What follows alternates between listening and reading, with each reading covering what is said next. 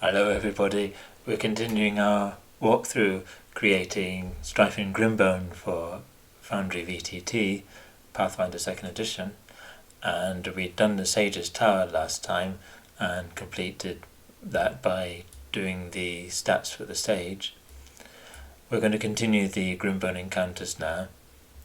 The next encounter will be the werewolf's home. So we'll create a journal entry.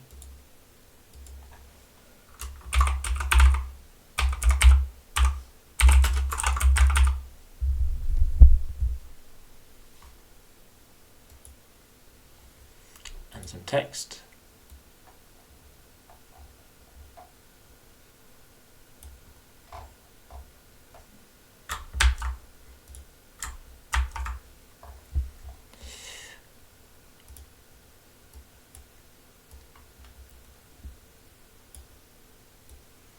So this nondescript thatched roof dwelling is the home of a hunter, Shella. She is a Grimbone's werewolf. If by chance the PCs enter her dwelling by day, she is skinning her latest catch, a brace of rabbits.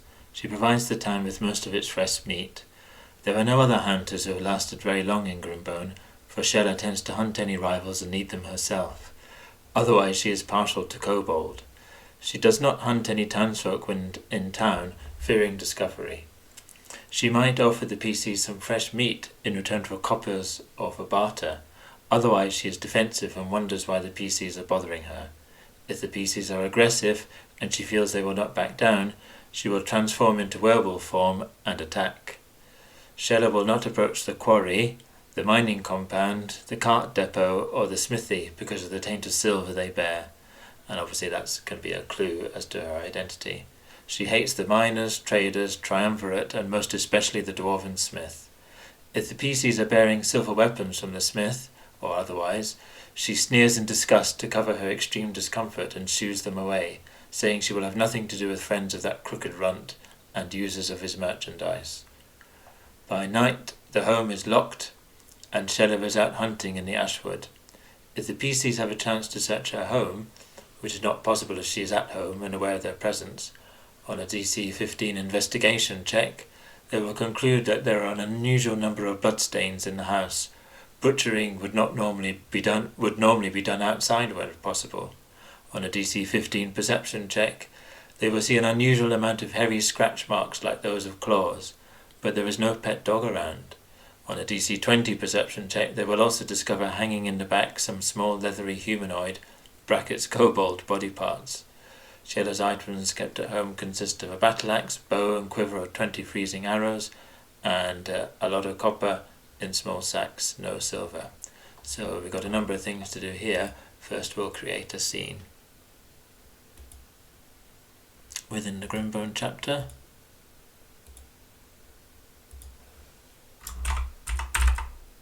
And so we'll change it to Hunter's Home.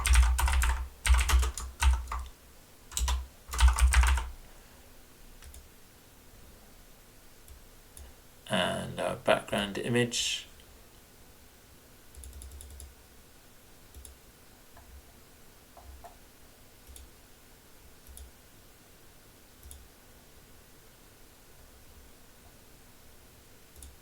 Hunter's Home. Foreground is 10 feet high. And we'll go to the grid. I think I've done a 300 resolution, and we can double check that. No padding as usual. Increase the grid line thickness, change it to grey, save the changes, see what we have.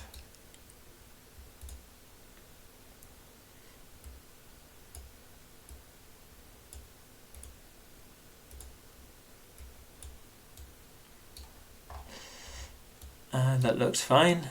You can see that I did a bit of a perspective in Dungeon Alchemist rather than orthogonal, so you can get a bit more of a 3D impression. So this is the outer wall of the town, and if we go to the town map,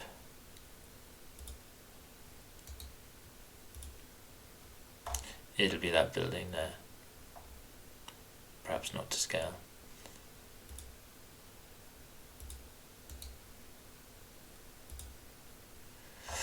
So we need to add in the walls. Foreground.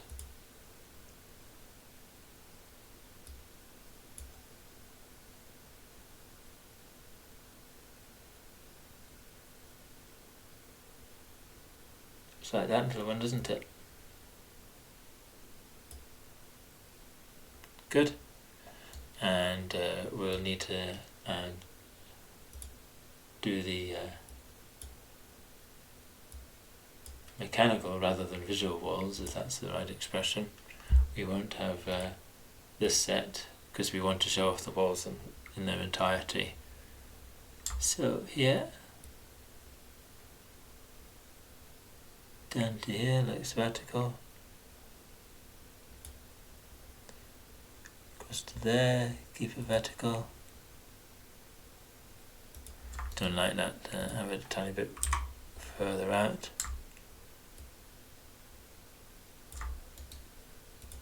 Don't like that either.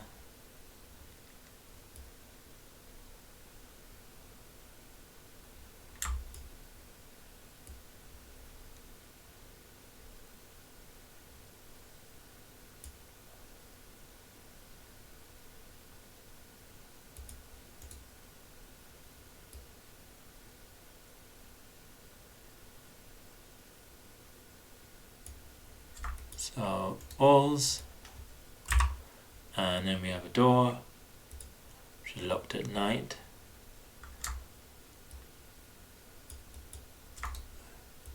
Not very accurate today.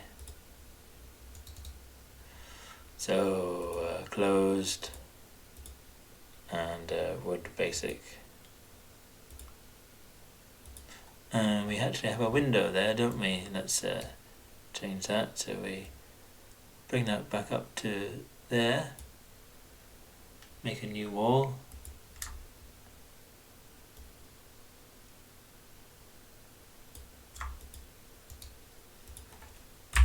And a window.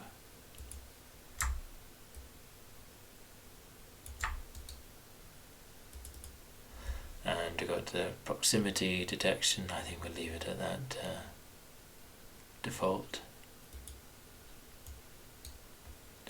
No other windows.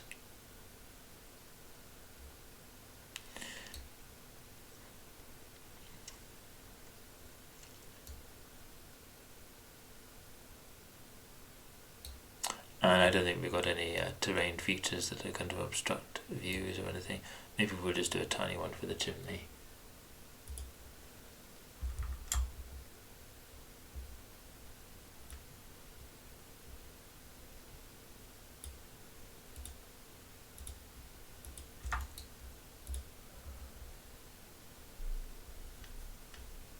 And we'll try out, and we'll do one for here as well, a wall there.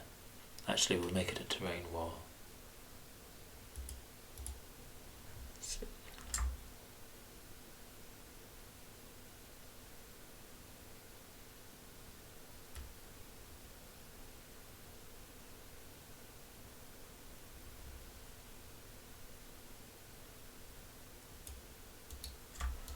Right, let's see now. With our test character. Oh, we got level 5 sealer, let's use her.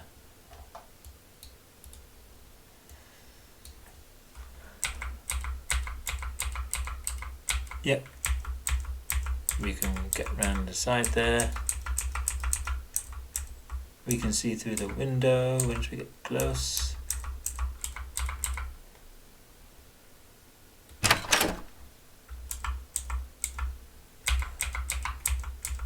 See, we're underneath the stuffed heads on the wall, and you've got a little bit of a shadow of the chimney there.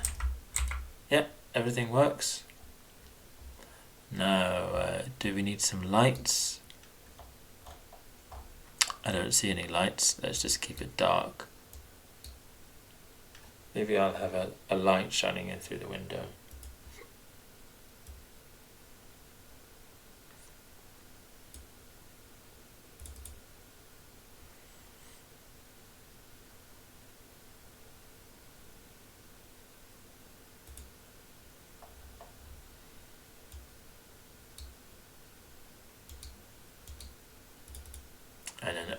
it's daytime.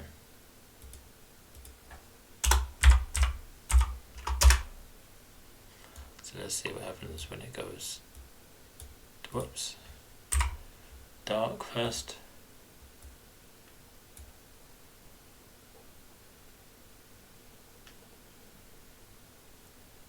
Actually, I'll set the region control here. We'll have a square region.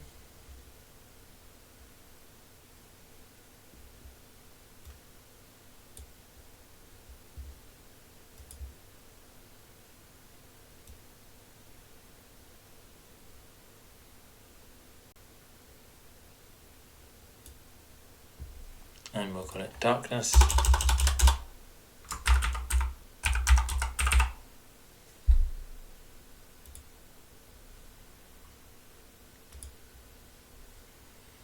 And our behavior will be adjust darkness level, override it to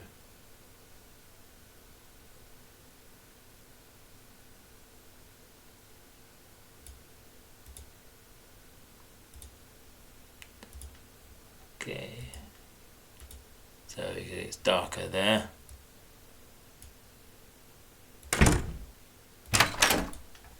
But in the daytime, light is filtering in through the solitary window. And we turn it to nighttime.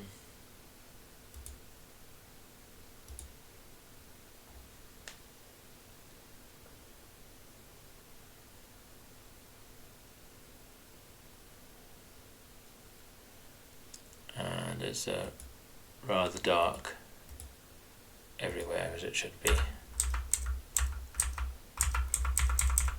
The window light goes out. Fine. Any sounds? Not really. Maybe we'll have some sort of sounds of the town outside, but not penetrating through the walls.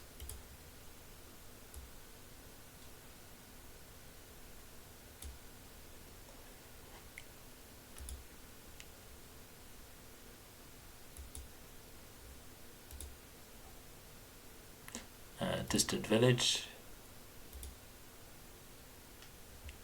And that during the daytime. Constrained by walls, volume easing no.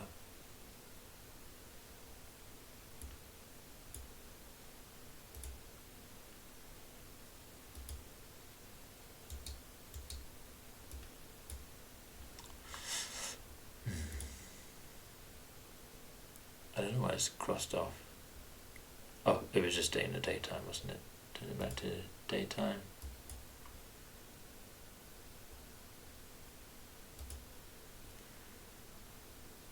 Right, let's see what that sounds like.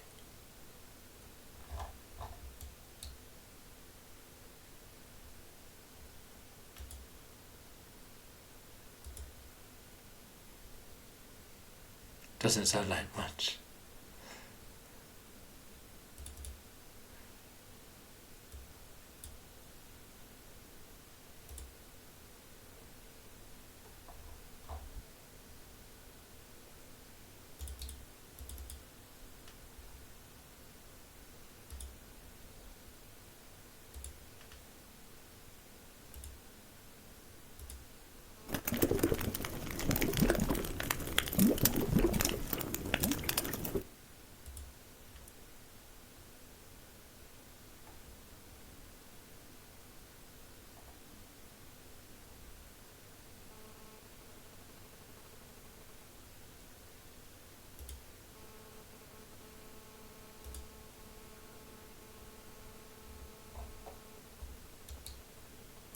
That sound doesn't work, I'll have to investigate that. Let's have a nighttime sound at least, anyway.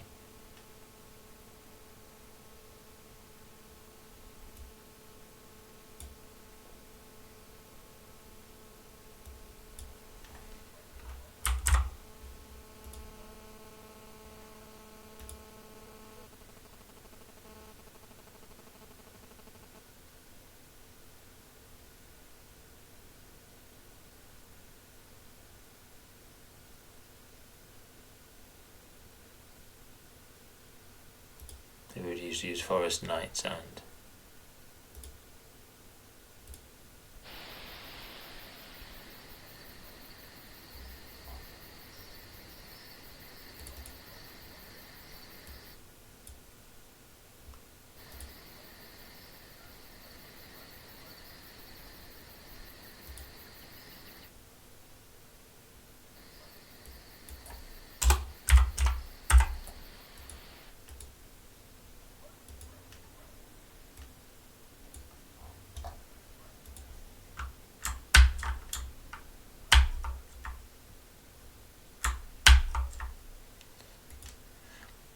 We'll turn it back to nighttime now.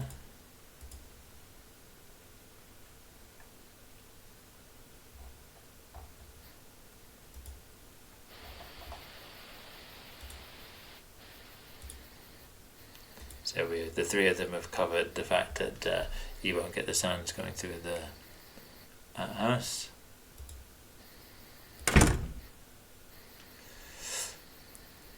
That's that. Put it back to daytime.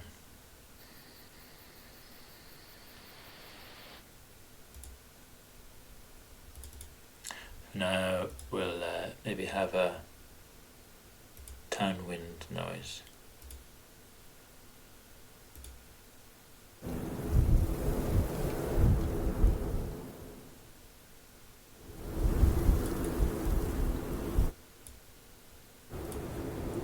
You get the impression of a rather deserted town.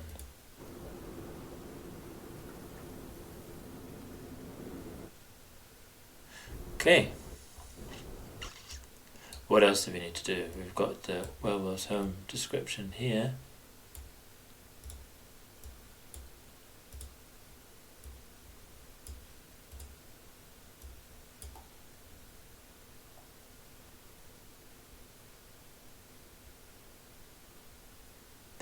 Search.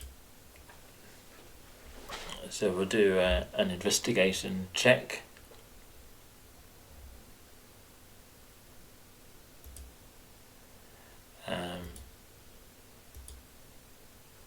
So I've been thinking about doing perception, and if I do invitations to make a perception check, that'll appear in the chat box of the players. It'll look different from if the PCs were just saying, well, I want to do a perception check when there's nothing to find. So I think by inviting the players to make perception checks, I've been giving them a bit of a clue that there may be something to find. Therefore, I think for the purpose of perception, it would be better if players rolled manually, or if we had a macro. If they know that there's going to be something to find, but they don't know what their result, we don't want them to know their result. For example, on a recall knowledge, we don't want to know if they had a success or a critical failure. Then we can make an invitation. So what I'm going to do here is just rather than make it investigation, just call it perception.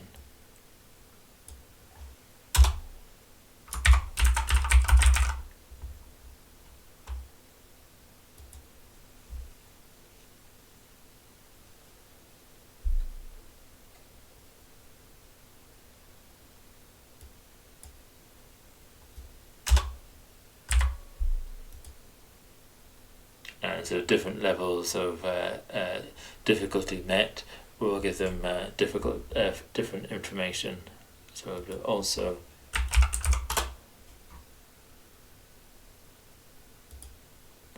I would do it character by character, do the first character rolling and tell them what they discover, and if someone else searches, they have the chance to get a better roll.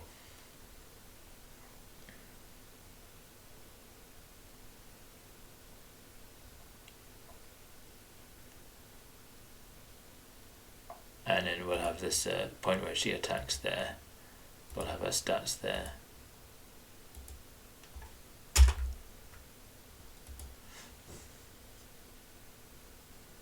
So while experimenting with macros, I created already the hunter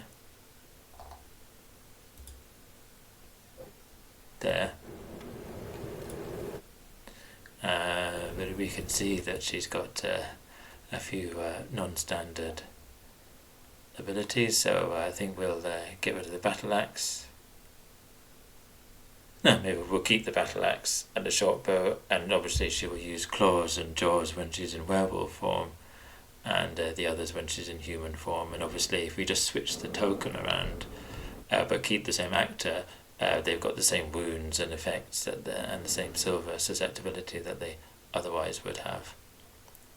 But do we want a level 4 or a little bit tougher? I think we should have her a bit tougher, because she will be a single opponent, and the PCs may well be 3rd level. So we'll make her elite. Simple as that.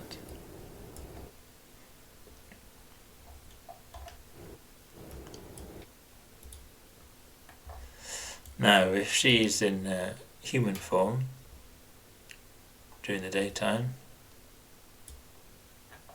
she will appear like so. We'll have it near the window so we can see her easily. She'd probably be maybe chopping stuff up there. And the PCs would be here. So we'll enter her here.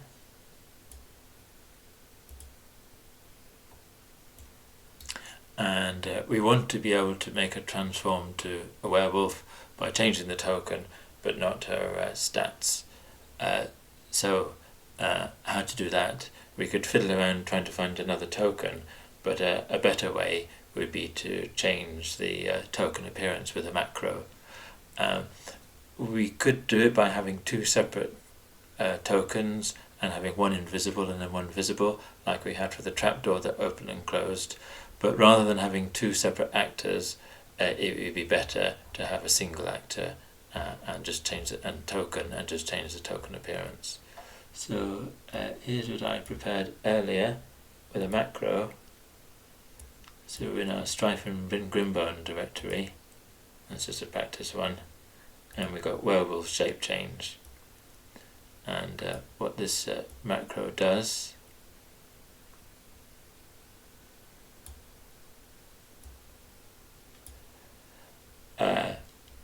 it identifies the token image file of the huntress and of the werewolf, the sizes which we're not using, and then it identifies the selected token, so it's going to be the token that's selected for which the transformation will occur. And then we have some bit of text here that will appear in the chat, and if the token texture is the werewolf one, this will turn it back to token A, which is the huntress one, and get a message.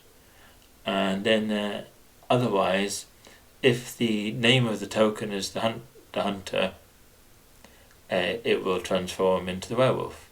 There was something funny about going by the token texture, yet at the same time I didn't want that if you accidentally had Seela selected, she's going to turn into a werewolf, and you're not going to be able to turn her, and when you turn her back, she'll turn back into the hunter instead of Seela again. So we only want it to happen to the hunter here. So let's execute that, see if it still works. So we've got her selected, and nicely she's changed appearance into werewolf form, still called the hunter. And then if we execute it, she'll change back.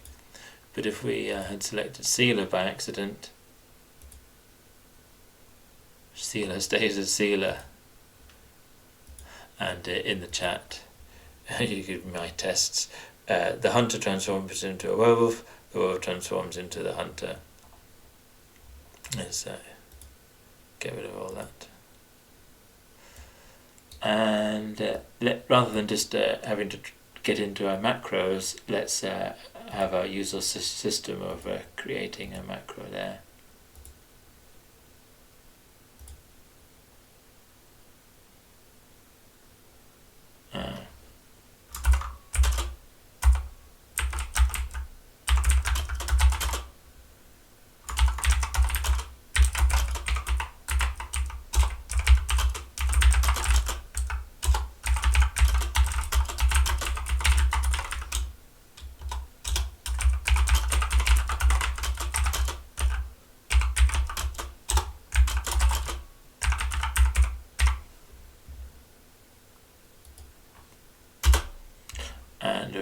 drag it here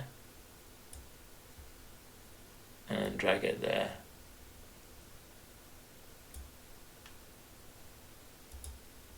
And let's see if it works in the macro here. We'll change this into our code block text. No, we didn't mean that. Change it into secret text because it's GM only. Yeah, so we can close that up now, and then all we need to do is in our journal we will have our token selected. The hunter transforms into a werewolf and back again, and then if we hadn't selected no one, nothing happens. Select sealer, nothing happens. Sheller will not approach the quarry, blah blah blah, by night.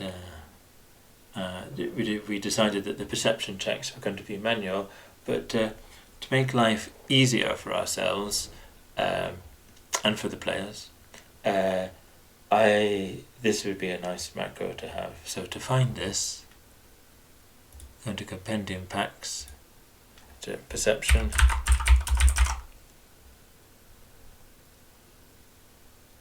perception for selected macros under PF2E macros. So if that's not standard, that would probably come under PF2E workbench module if you don't have that.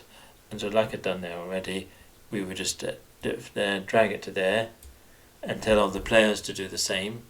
And then when they want to make a perception check, we'd selected sealer. Sealer does a perception check of a score of 10 and it didn't meet the criteria. So nearly as automated as if we'd done a specific invitation, and we don't have that issue of inviting the players only when there's something for them to perceive.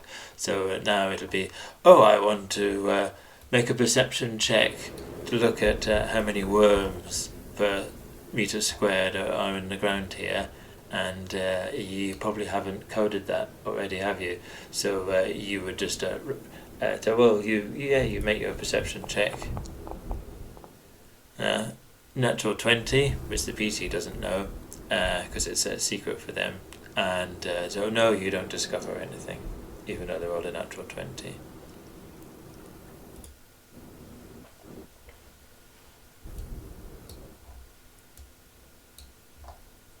See, it's secret there, so that tells us that the PCs, that the players wouldn't see it. Battle axe, which she had, luckily. Quiver of 20 freezing arrows and the small sack. So we need a loot bag here. A loot. And add to our loot. Let's shrink the creatures down.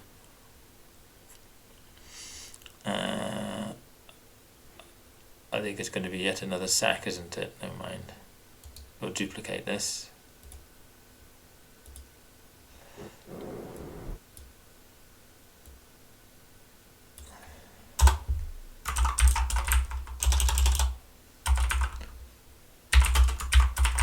And hunter's items.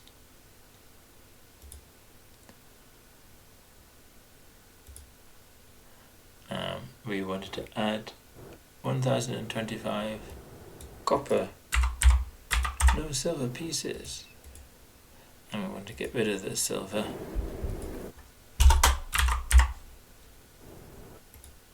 Zero zero zero 1025 in small sacks, and a quiver, or we'll add a battle axe.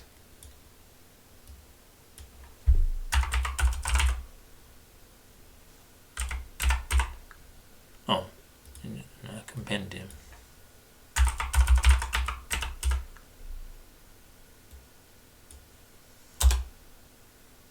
It's probably be more specific, just like axe,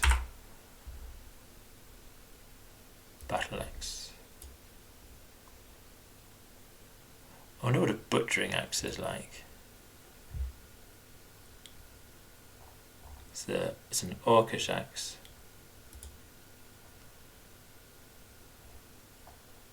Which it does a D12. It must be a great axe.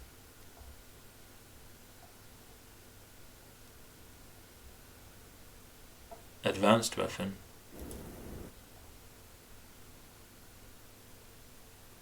Maybe it's got the shove trait as well. It's a kind of great axe. Anyway, I digress. The battle axe, and we want some freezing arrows. You'll probably say ammunition. Freeze ammunition. Or freezing ammunition.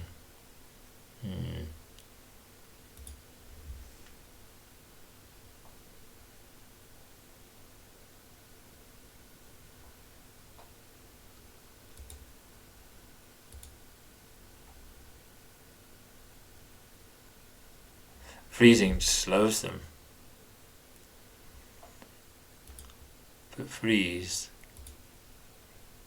does cold splash damage with a specific DC saves. And what are the DCs? It's quite low. Why don't we just have the freezing ammunition?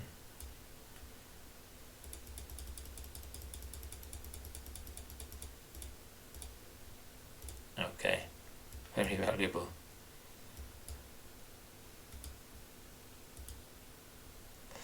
So back to our actors, not the battle axe.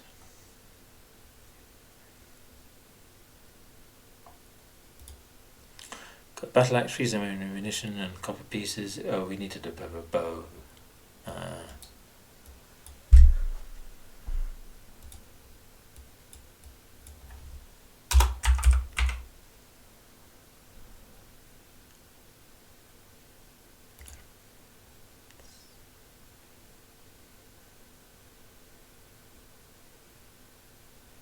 That's nice, make it a hunter's bow.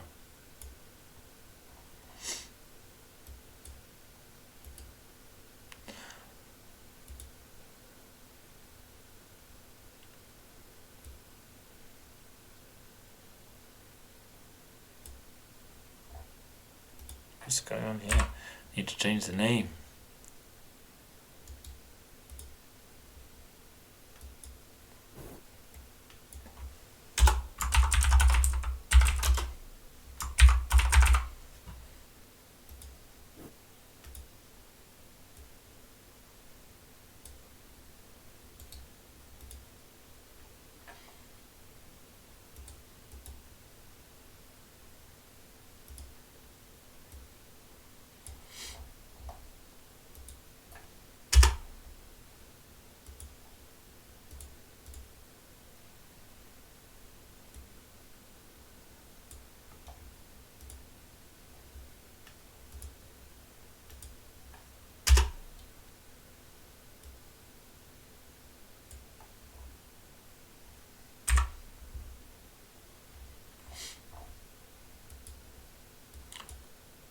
Well, the wolf's home is done.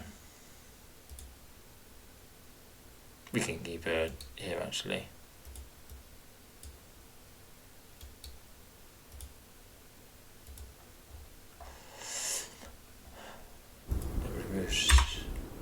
Sealer. That's that area. What's the next place? The drinking den.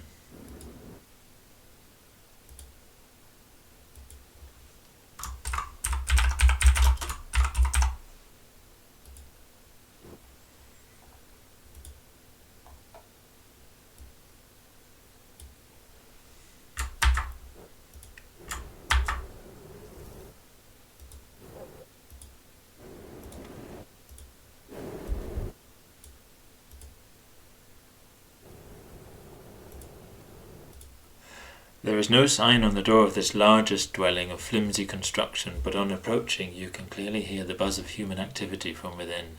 Inside is a single 30-foot square room half obscured by billowing smoke, and crowded to the rafters with all manner of townsfolk drinking away their sorrows.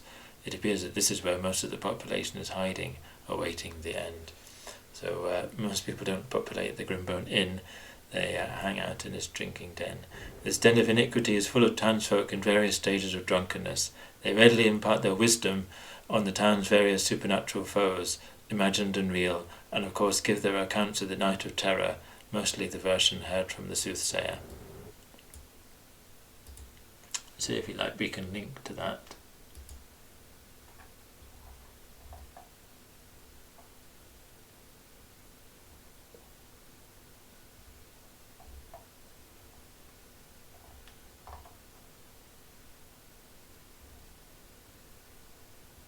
There's this night of terror there.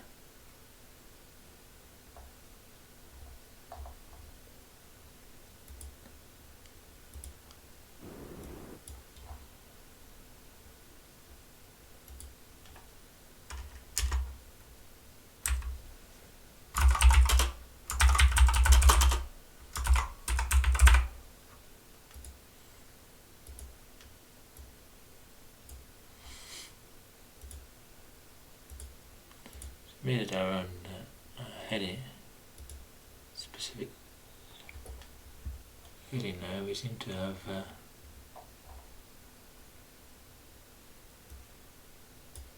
changed that to heading 2.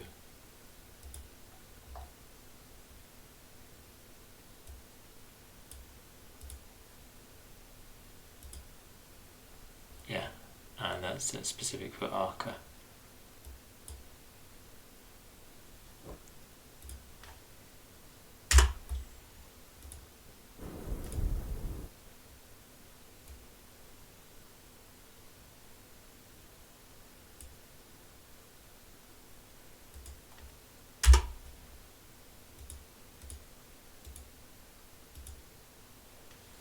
So we've linked to a sub-page of our page there.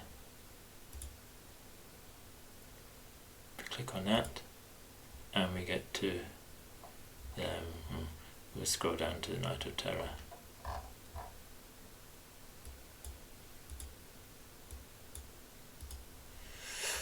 What's the next place?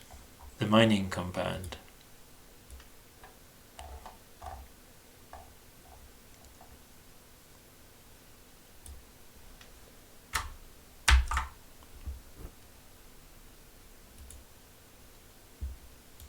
Let's go to our bigger map.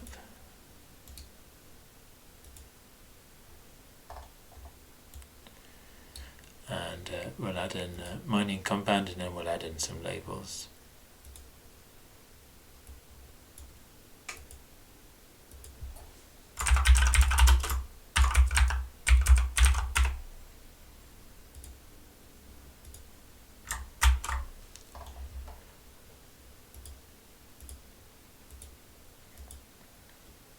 A low stone building stands at the edge of a tall wooden fence. Through cracks between the rough planks of the fence, you can see on the other side piles of stone and bits of glinting silver and lumps of dull iron. Clearly a sorting yard for the mining operation. Inside the building, accessed through an unlocked door in the west wall, is seen to double as an office and dwelling. Within is Argent, the mining foreman. He sits disconsolate at a table, nursing a bottle of strong liquor. He lost his wife Regina in the Night of Terror. He is keen to talk of her, his way of honouring and preserving her memory. The PCs may learn that she was a former caravan guard, one of the most capable fighters in Grimbone. She kept order in the quarry, making sure there was no taking of metal for personal use. Argent kept the accounts, having more of a business brain. Between them, they greatly helped the efficiency of Grimbone's mining operation.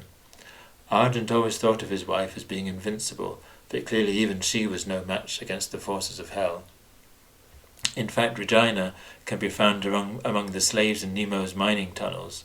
She will help lead the other slave to safety if rescued by the PCs. Patrolling the yard are 4 guard dogs, who attack all trespassers, those unaccompanied by Argent. Argent has no spirit to fight, and if the PCs are in combat or try and steal from the yard, he will run to the keep to inform the guard and triumvirate. The PCs must then make restitution if they are to continue the adventure. So we'll have some stats for the guard dogs if they get embroiled in that. And we'll just give them the same stats as the wolf.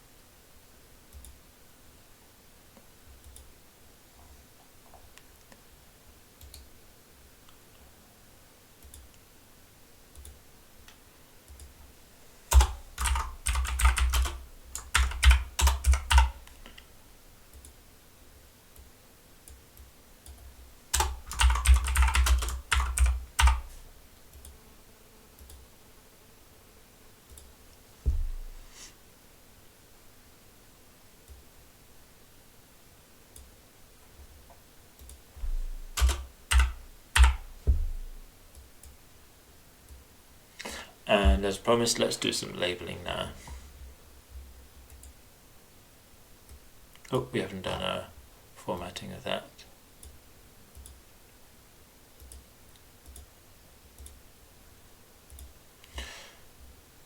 So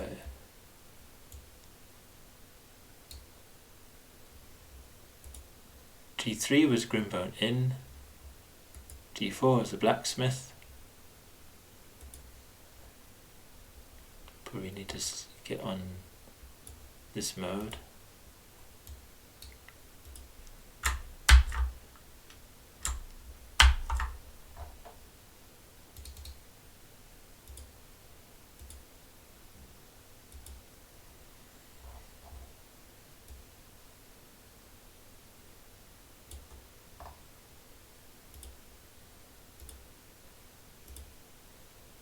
G4 the blacksmith.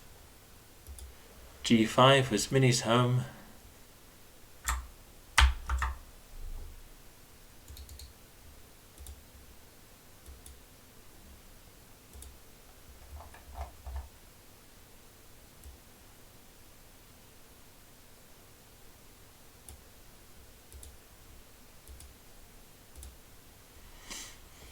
G6 is the market.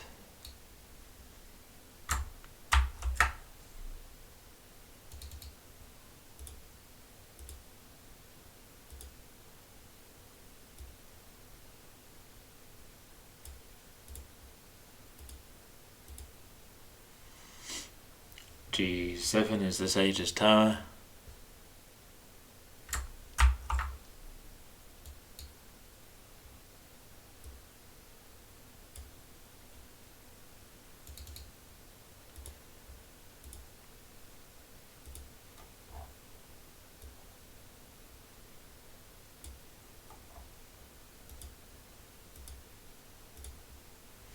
G8 is the werewolf's home.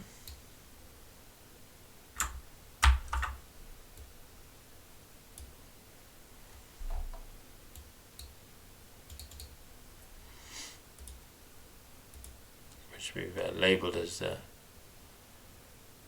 hunter's home.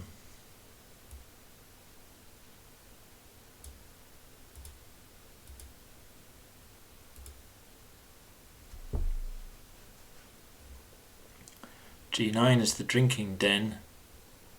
I had it somewhere here, I think we'll have it here.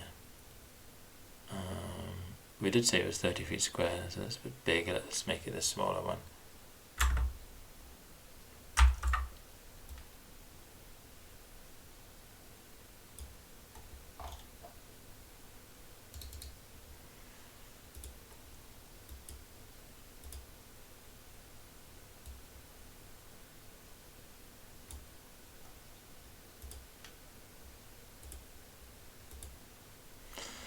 G9, and in the mining compound is this one here where the wolves are.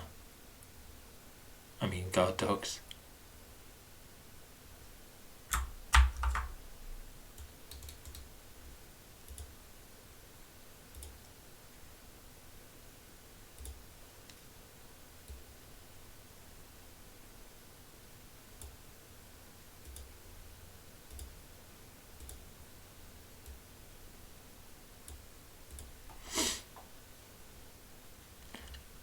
That's it.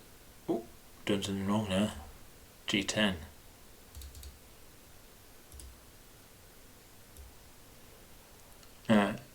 Easily allowed to change the size of these So you see, it changes the, once you get into double digits it changes it, so I normally make it bigger.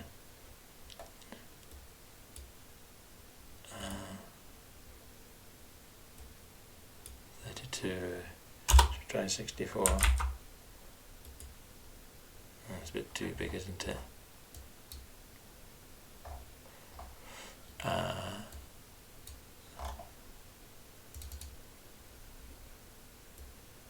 Let's make it half as big again, so 32 plus 16 is 48. Yeah, it's a reasonable intermediate size. We go to the mining compound there. What's next? The south gate.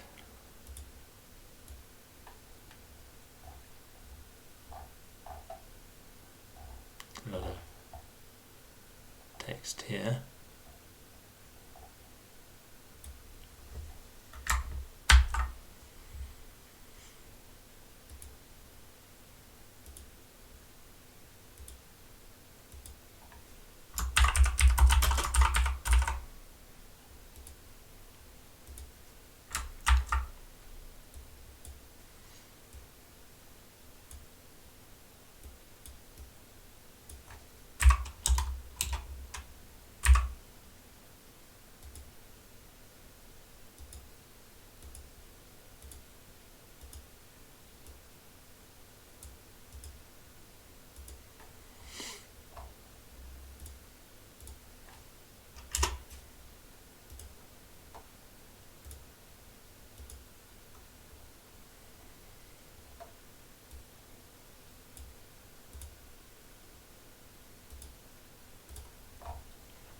Read the following description. You approach the southern gate of Grimbone and see that it has been shattered and burnt. Here. As if by a powerful explosion. The guard tower to the east of the ruined gate is blackened and teetering. That to the west has collapsed into a pile of twisted beams, broken platforms, snap braces and grey ash. At night, add the following description. A sinister silence hangs over the ruin. Dark shadows cast over the wreckage give it a sinister appearance, like the remains of a fallen giant. Then the hairs on the nape of your neck rise as an unnatural greenish glow arises from the broken pile that was the west guard tower. The glow materializes into a ghostly figure in a uniformed cowl and cloak lit in an unearthly greenish light. A bow is slung across his back. The lower part of the figure trails into mist as it floats above the ground. It looks about with malevolence and uncertainty. So we'll have a picture there, I think.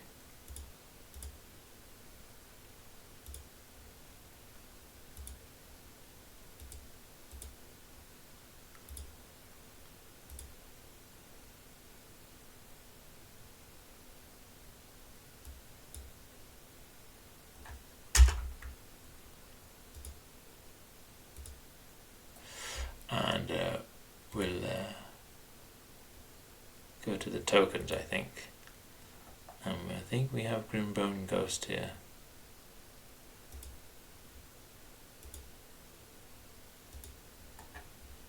Yeah, the Grimbone Ghost.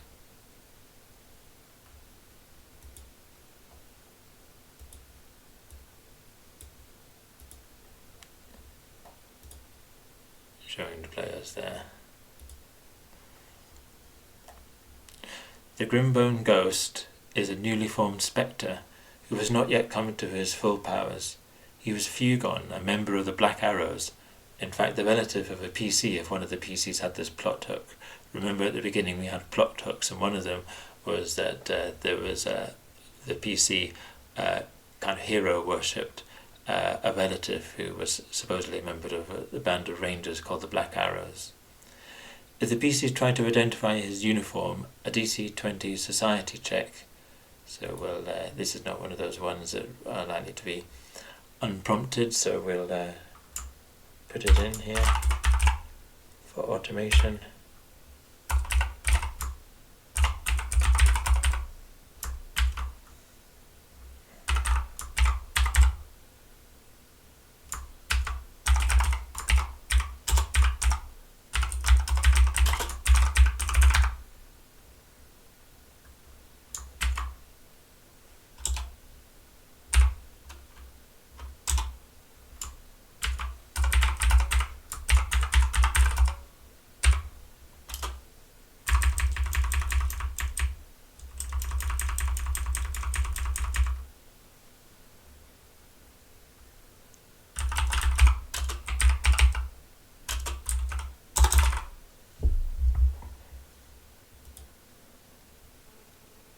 If they described the uniformed dwelling of the townsfolk, if they didn't, whether they identified it or not, the townsfolk recognised it as that of Fugon the hero. They relate that he was the last of the Black Arrows, a heroic ranger from north of Ashwood, who came to protect Grimbone. Sadly, even he could not stand in the face of the Devil Horde on the Night of Terror, and he bravely perished at his post on the south gate, consumed by hellfire. The last of Grimbone's true heroes, they add pointedly. These are unfriendly locals. The truth is that Fugon was a coward and deserter. Several years ago, in the time of the rise of the army of Karzug, the risen Rune Lord, the army's vanguard swept down the Storval region to Fort Rennick, north of the Ashwood. These are events in an encounter in an adventure path, Rise of the Rune Lords. This was a garrison of the elite rangers known as the Black Arrows. The garrison was overrun, but Fugon escaped by abandoning his post in cowardly fashion, leaving his comrades to their fate. He wandered south, drifting from town to town, until he came to Grimbone, where he maintained that he was some kind of hero, the last of the Black Arrows, sent to protect the town from the dangers of the Ashwood.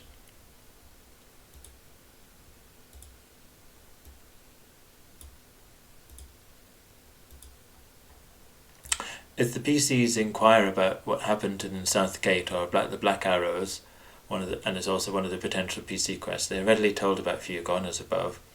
They may be told where he lived before he was lost in the raid on the Night of Terror. The PCs may discover Fugon's journal in his modest home in town, which will reveal his true history as above. So you don't necessarily need a scene for this. If you want to, I think I'll be doing an abandoned home later on. But you could have the PCs rummage through the home and discover his journal, which reveals the truth about his cowardice at Fort Rennick. So we need a story XP award, which we can conveniently cut and paste from somewhere else.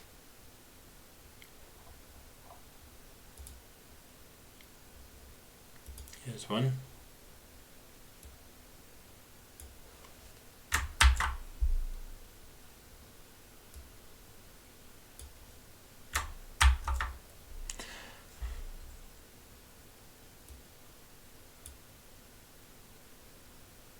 I hope I've done this correctly. I don't think I have. I need to do that version.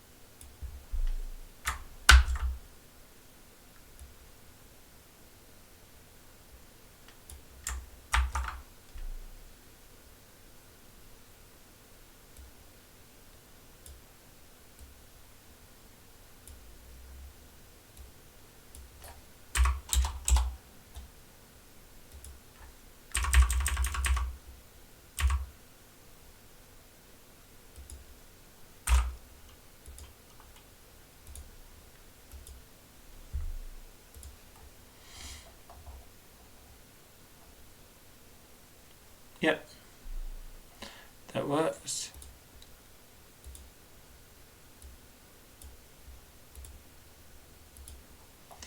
Then the demise of Fugon. Fugon had a comfortable life, relying on his undeserved reputation until the Night of Terror. Manning the west guard post at the south gate that night, he was drunk on duty and failed to notice the horde of disguised beastmen approaching from the quarry. If only he had loosed a few arrows in their midst, the ease with which they could be dispatched might have revealed their true nature. Even otherwise, he would have had time to sound the alarm bell and make a stand, shooting down those who threw the firepots to prevent them destroying the gate. Instead, he panicked when a firepot landed in the tower. In his fumbling, he knocked the ladder away, tripped over and was incinerated, the burning tower collapsing upon him. Now the site is a haunt. Approaching the West Guard Tower's remains within 30 feet after dark triggers the manifestation of the spectre of Fugon. The haunt has existed for only a few days, and the associated spectre is somewhat confused. Sometimes he wanders around the town at night, not quite sure of what he is. but his cowardice is slowly giving way to malevolence. Being a haunt, the spectre does not yet really exist during the daytime, and is not truly destroyed if defeated in combat, reforming the next night. The focus of the haunt is the brass alarm bell Fugon should have sounded. I think I have a new paragraph there. If PCs dig up the bell from the ash of the guard tower and sound it in the presence of the spectre, this will cause the spectre to dissipate until manifest again by someone approaching the ruin tower after dark. And another XP award for defeating the spectre or by causing the bell to ring. The haunt and spectre are permanently destroyed if the PCs defeat Nemo and the Beastmen. The town will rebuild the gate and reinstall the bell, digging it up from the ruins if the PCs have not already done so. So I think we'll have a heading there.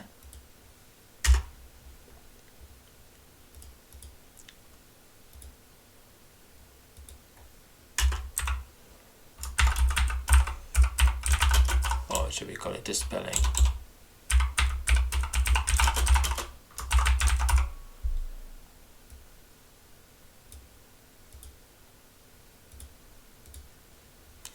And then another XP award.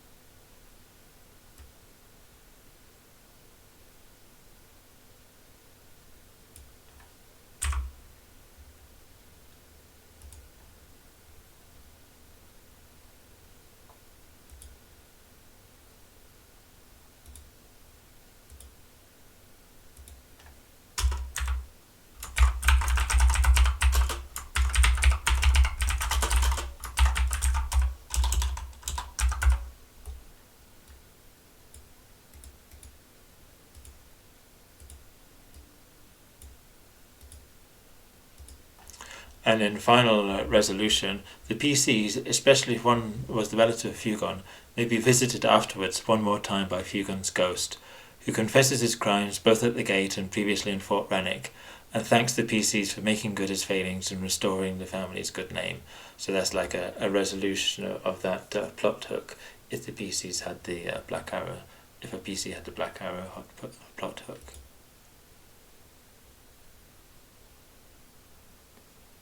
Nice indentations there, I think.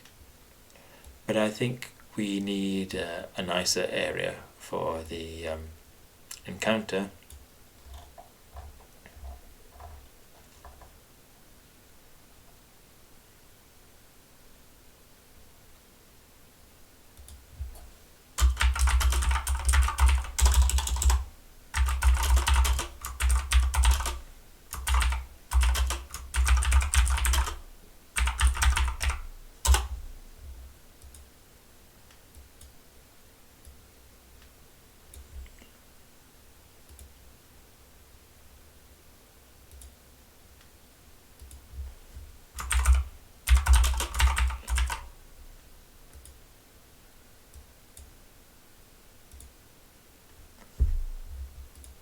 We go to our scenes.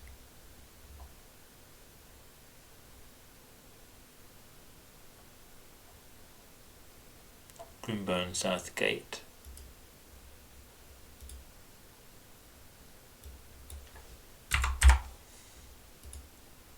Usual modifications. think it's a 151.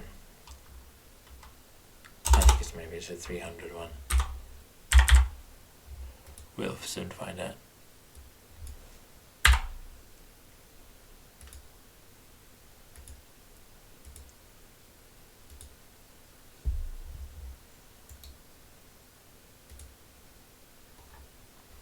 Yeah, it was a 300 one.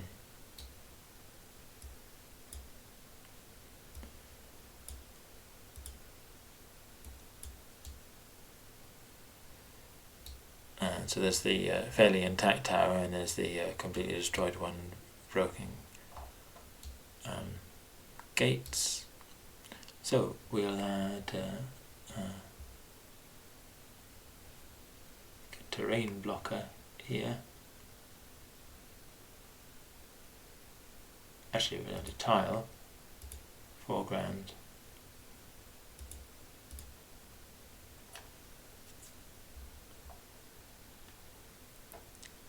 And our walls there.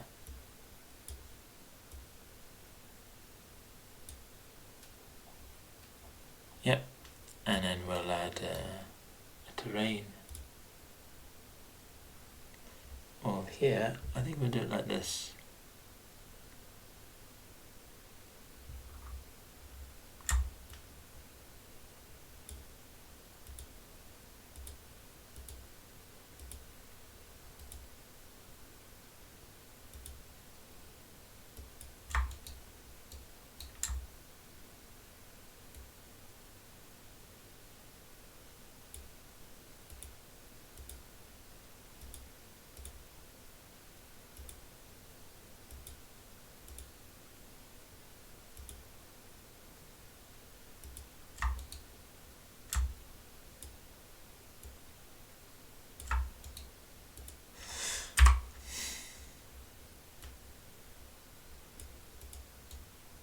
So you can see the walls but not through the walls.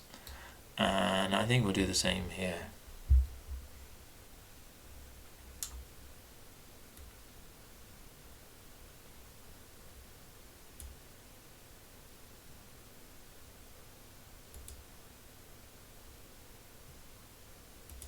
I think I'll have them a bit wider. That one's okay.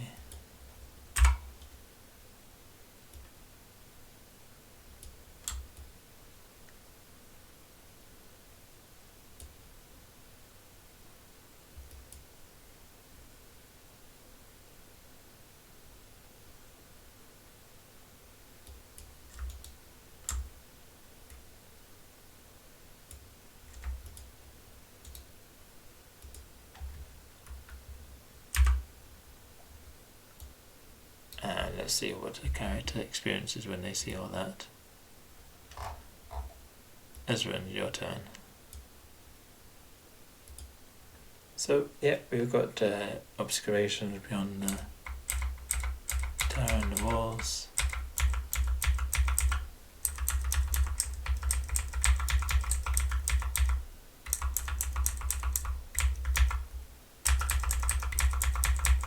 Okay, can perch on them but can't get through them, that's alright. Can't get in there. Can't get in there, but can go up the ladder.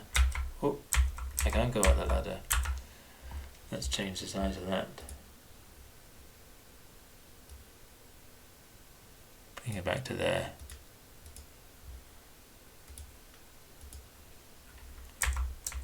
Can get up the ladder into the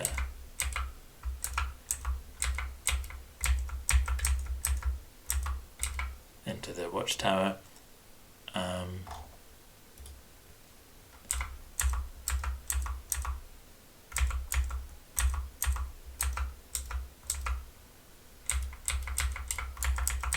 I think that's fine. If I'd change the let's change something else though. Go to there.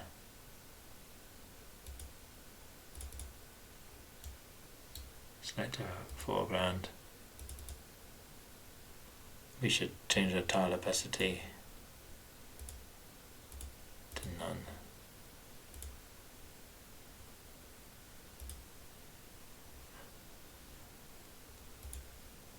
That way he's underneath the tower now, and he's above the tower. If he's climbed up the ladder, and then he's up there.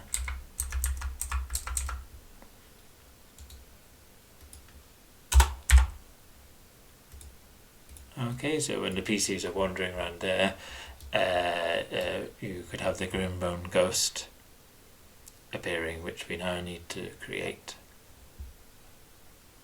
So our base is going to be a spectre.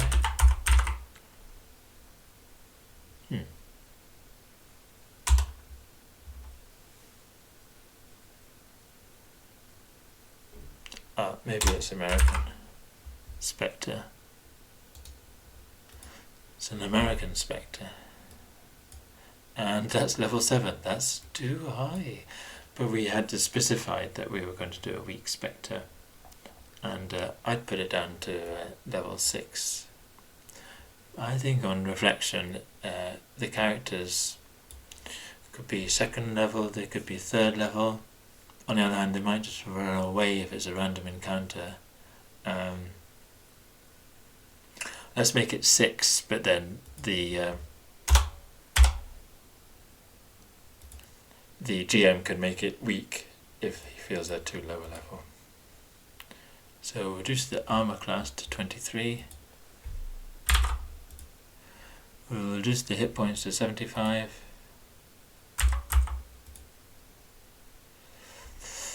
We'll reduce the perception to 13.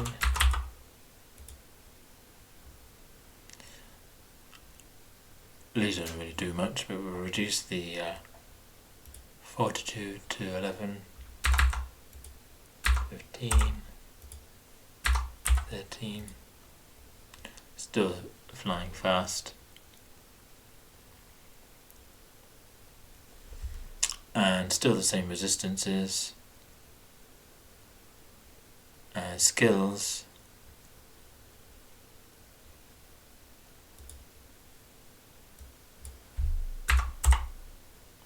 I don't think it can scare people still.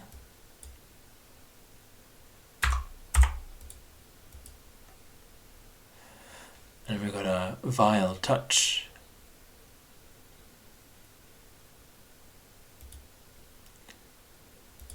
Let's change it to 14.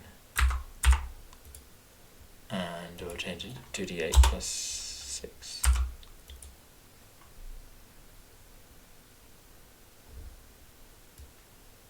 D8 plus 4.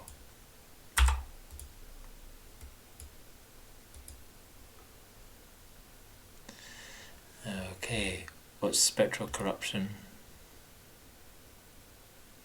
So we don't want it to. We will. This incapacitation won't be relevant because it's too high level.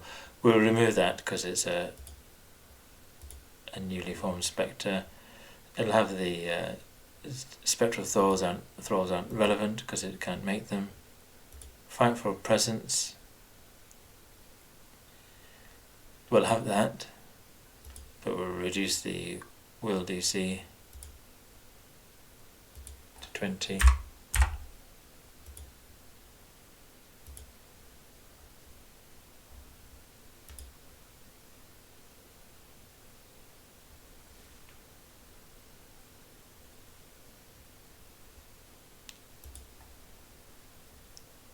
We'll get rid of that because it's a new spectre. Sunlight powerlessness, yeah, but not relevant. Void healing, fairly standard. So that's our spectre there. Like I said, we can make it weak down to 5th level essentially. Yeah, normal again.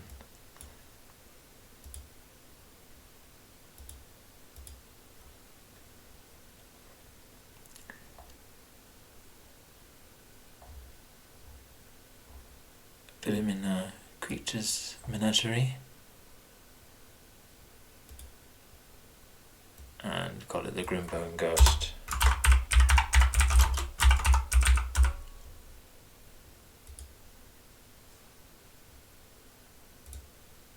Now we want our Grimbone Ghost to look a bit like a Black Arrows Ranger, don't we?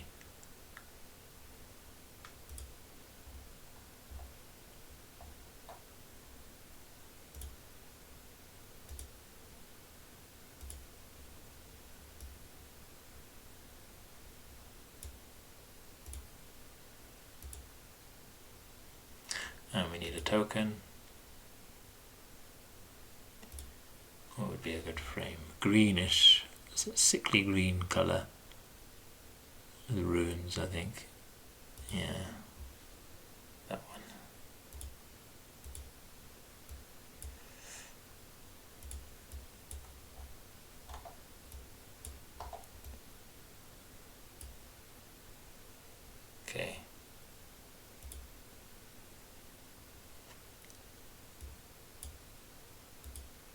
That's our Grimbone ghost.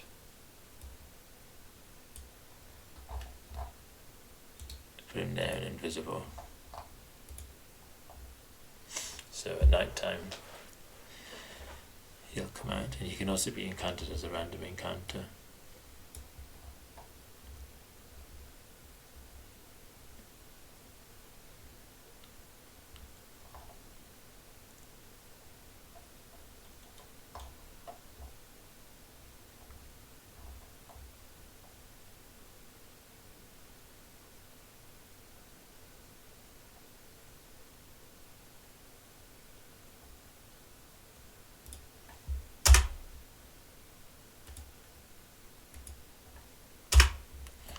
And Grimbone Ghost stats are there.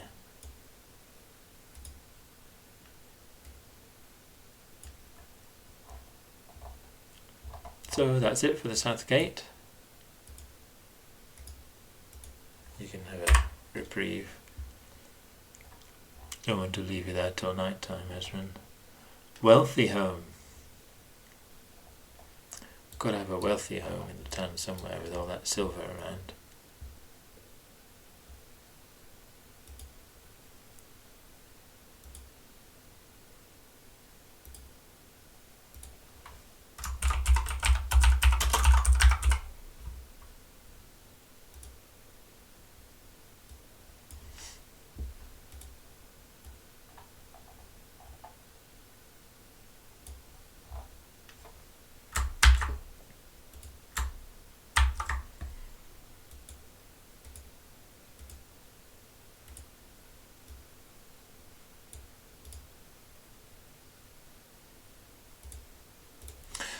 This substantial two-storey stone dwelling with a peaked slate roof has been affected by fire.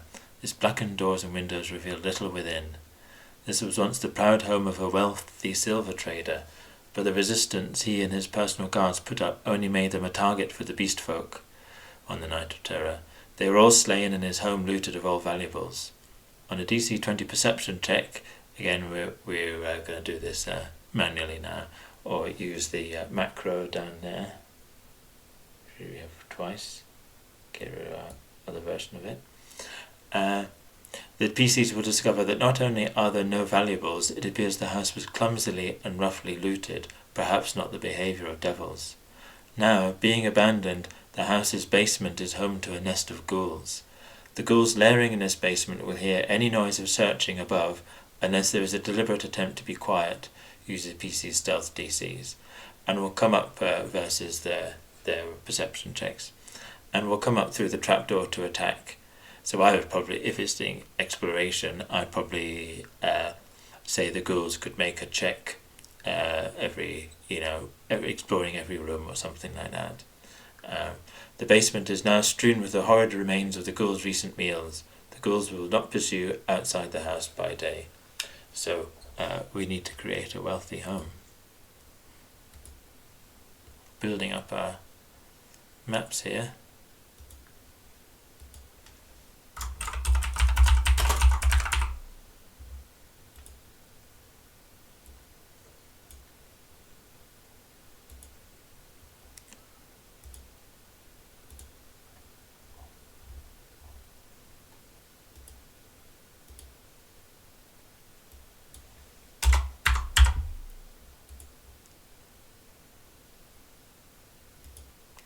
I think this is going to be 150. Resolution, no padding.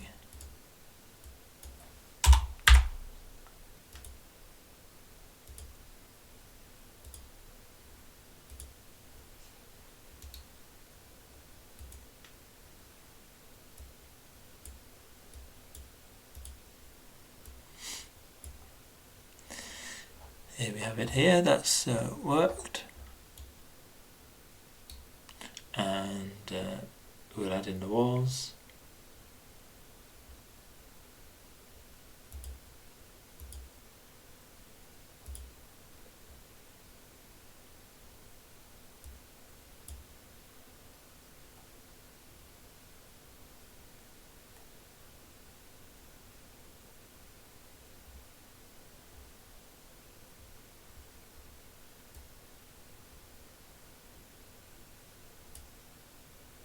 Walls added.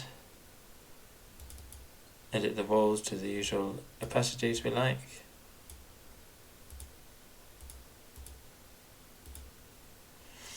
That's done. Now we'll add in the actual walls.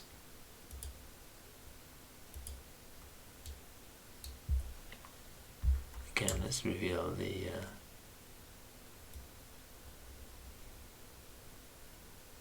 walls themselves.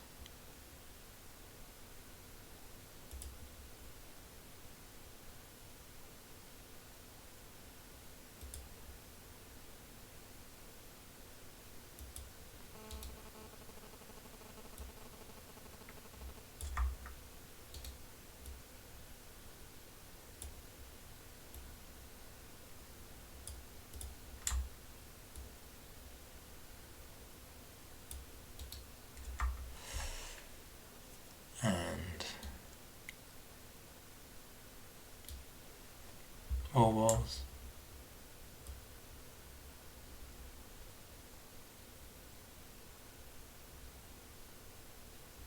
Maybe better to follow the grid on this one, I think.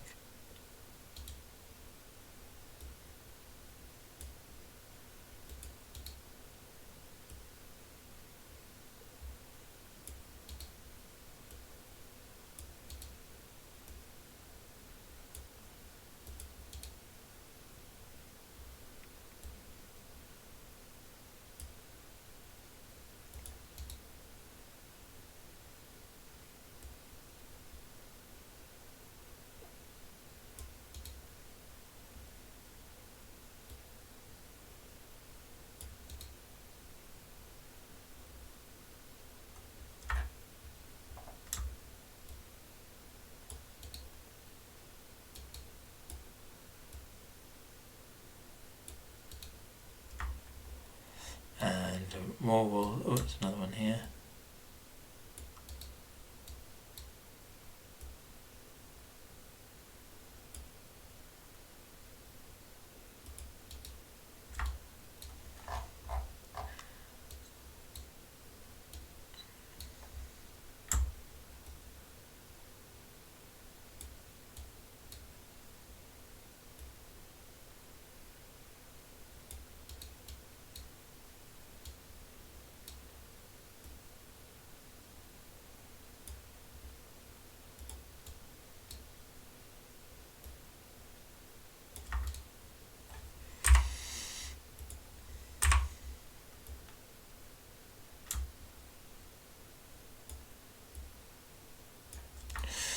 Okay, more walls.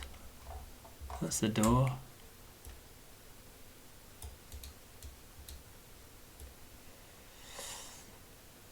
That's the door.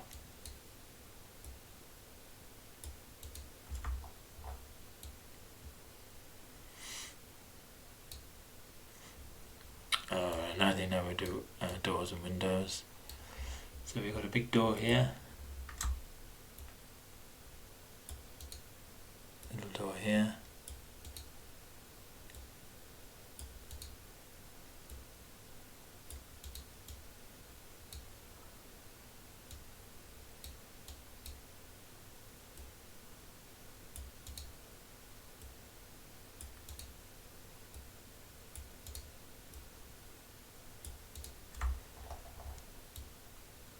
No doors down there. And then we'll do windows.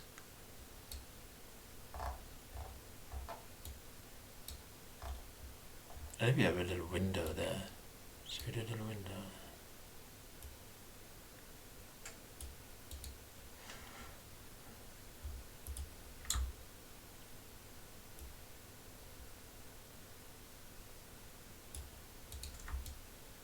Maybe letting in a little bit of light.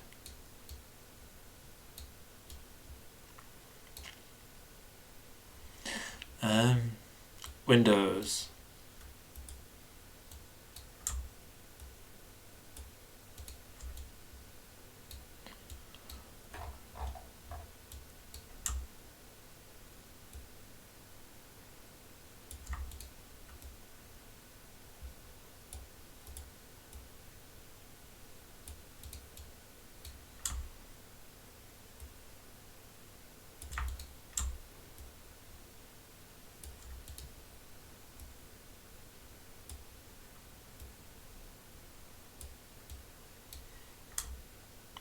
windows.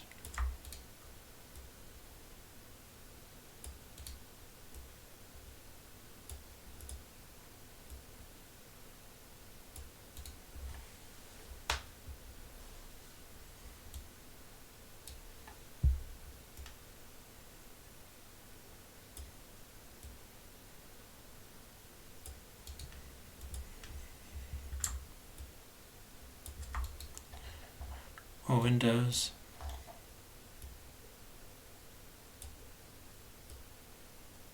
Let's keep that one selected.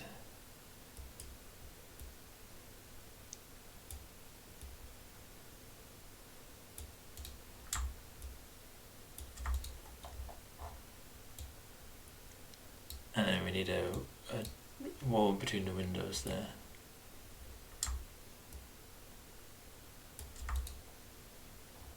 I think that's it.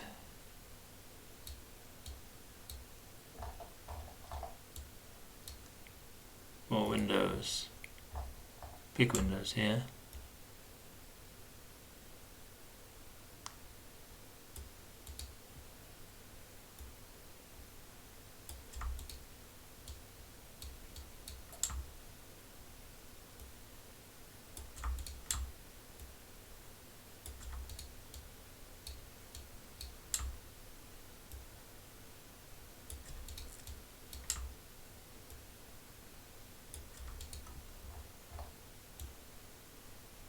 Start joining them up.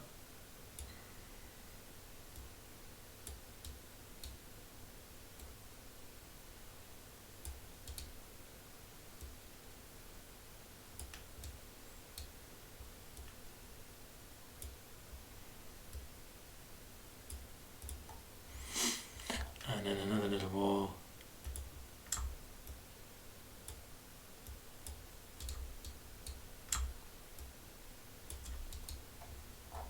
And I think there, oh, no one there. And then, oh, there's another wall.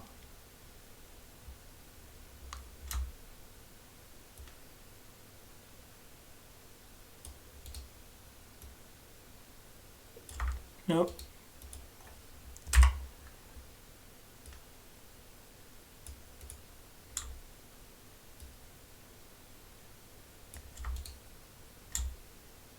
That wall can be extended.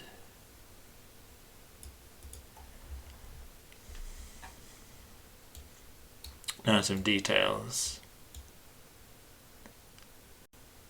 I don't think we need any details there. Nothing is obstructing anything.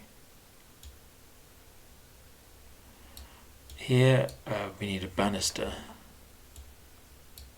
I think what we'll do is we'll have it turn just like this.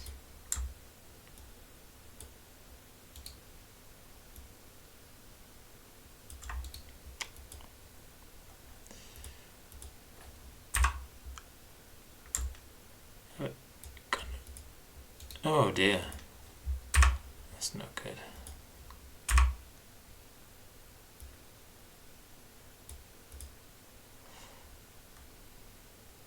I think what we'll do is we'll have it a one-way wall to that point.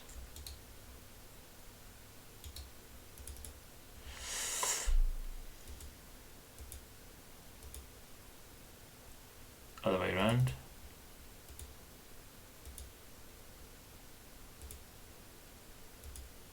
So that if you're up there you can see down. And you even jump down. In fact, maybe movement restriction.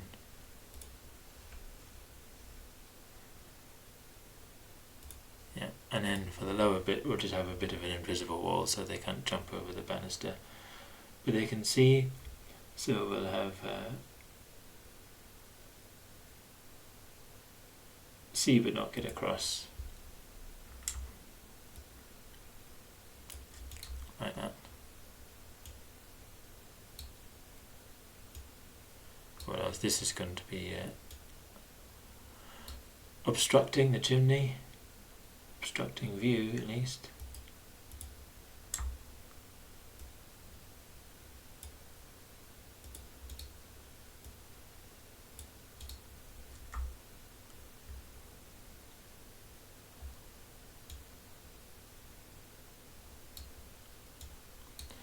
on the top floor. We will call it a window.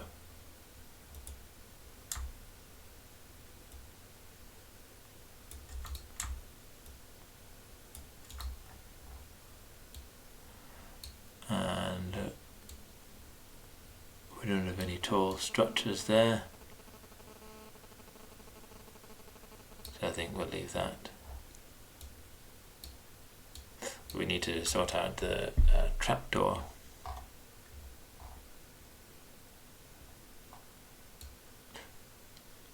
So I think I'm going to stop there because I'm tired. And if anyone's listening, I think you are too, of me. So I'm going to be finishing off the wealthy home, what's in it, doing the ghoul stats,